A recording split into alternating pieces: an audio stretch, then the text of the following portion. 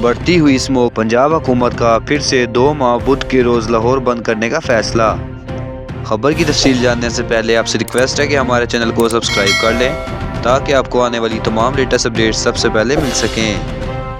صوبہ پنجاب کے دارالحکومت لاہور میں بڑھتی ہوئی اسموک کے باعث پنجاب حکومت نے پھر سے 2 ماہ ہر بدھ کے روز شہر بند کرنے کا فیصلہ کر لیا ہے۔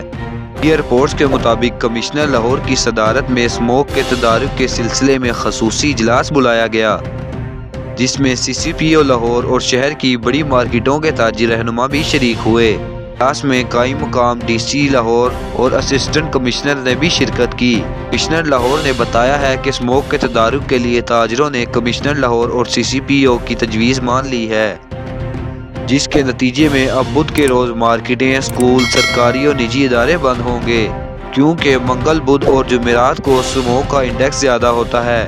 سرکاری دفاتر میں بدھ کے روز آدھے ملازمین دفاتر میں کام کریں گے۔